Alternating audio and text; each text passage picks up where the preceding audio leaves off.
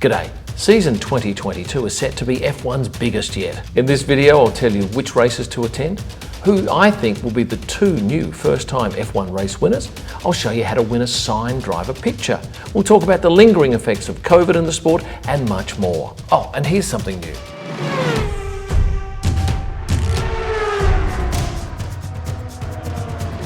And that's the very first time I've used that opener, brand new for season 2022. This year we have 23 races. The season kicks off on March 20. It goes until November 20. That's 8 full months of racing, less the summer break. We're visiting 21 different countries, and the first half of the year we have 5 double headers and 3 standalone races. Then it gets quite busy in the back half with 2 triple headers and 2 double headers. We have 1 new track this year. It's Miami in the US. And let me tell you, it's going to be interesting. For a start, the traffic, I've been warned, it's going to be very busy.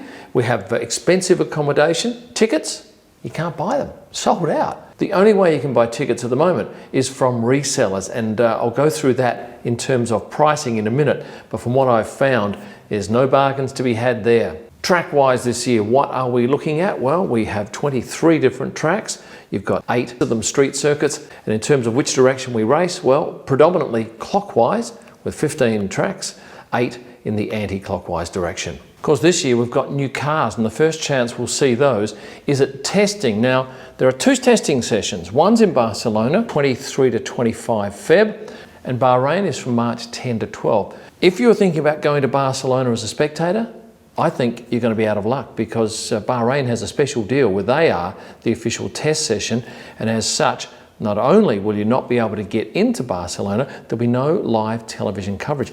I'm not even sure as a photographer if I'm going to be allowed to attend. Let's talk about corners this year on the 23 circuits.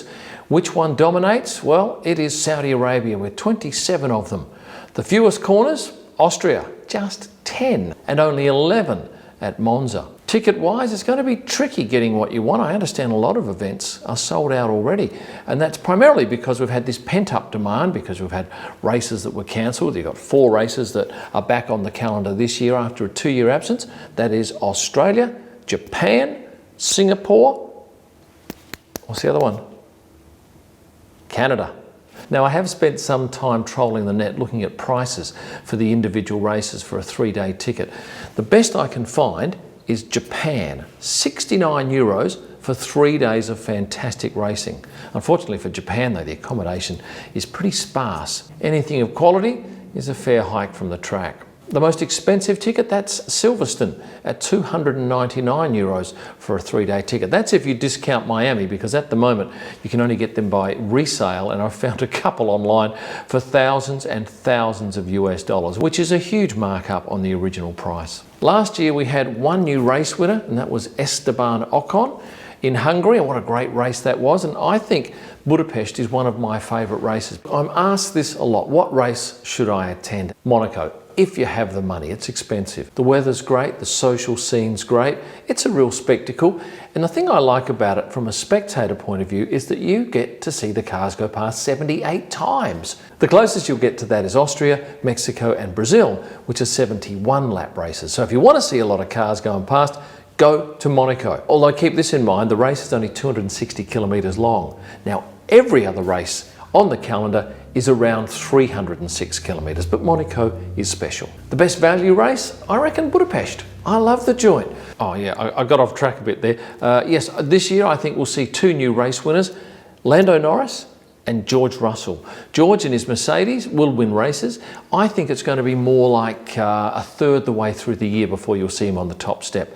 Lando, at some point, I think we'll see him on the top step too. Now, I'm assuming that Lewis will drive again this year at Mercedes, in which case I think we'll see 2 things. 1, Oscar Piastri will end up with a drive at Alpine for a race, because I think one of the drivers will come down with COVID. That'll allow Oscar to step into a car. And I also think the dynamic between George and Lewis will be fascinating about halfway through the year. It'll start off okay, but at some point the gloves will be off, and I think there'll be a tremendous battle up the front of the field if Mercedes are still as strong as we expect them to be.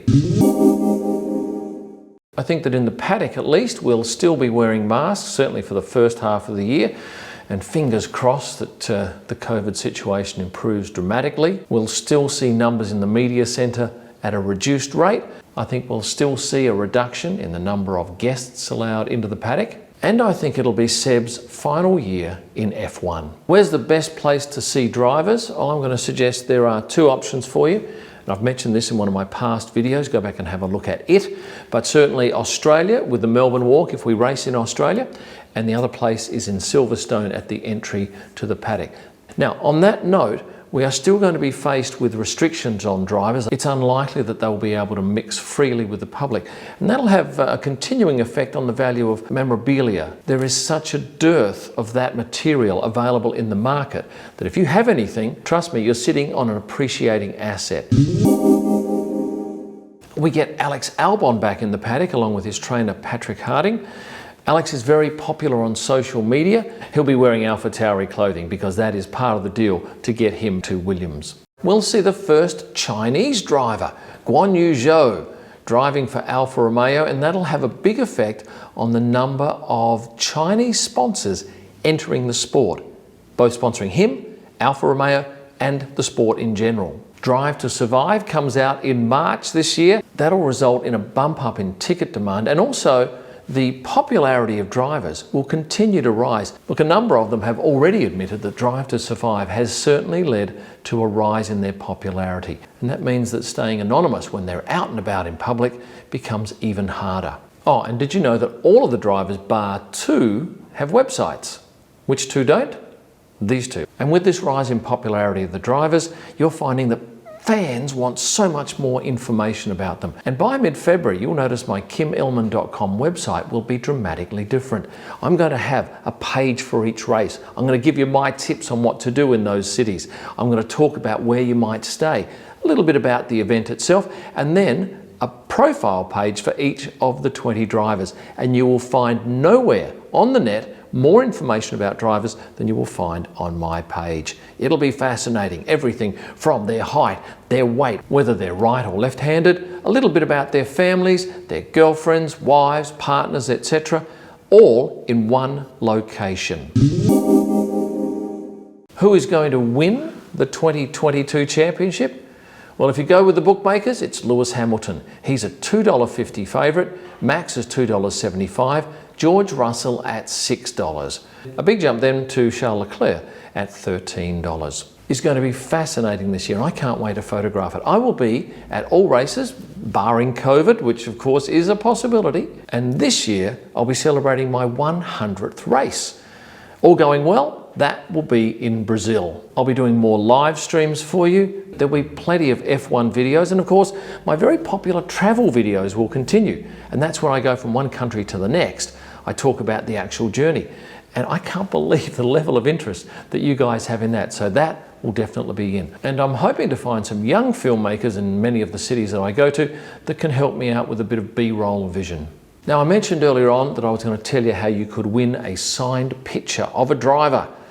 Here it is. All you have to do is tell me in the comments which driver's picture you'd like and what country you live in. At 5 p.m. on January the 30th, Perth time, I'm going to pick one commenter to win that picture, and it will be couriered to anywhere in the world. So once again, if you'd like to win a picture signed by your favourite driver, just tell me his name and what country you live in, and then keep your fingers crossed. It could be you. In short, I'm pumped about season 2022. I think what Formula One has done to enhance the sport has been magnificent, and we're going to see some sensational racing this year. If you've enjoyed this video, please click the like button, subscribe if you haven't done so, and become a member because you get a whole host of extras. All of my digital images are available at prostarpics.com for editorial or personal use. You'll find my F1 driver photo books at kimillman.com, available for postage to almost all countries. There's also a line of merchandise there. And for my best images live from the track and all during the week, head to Instagram and search at Kim Illman. Thanks for watching, and stay passionate.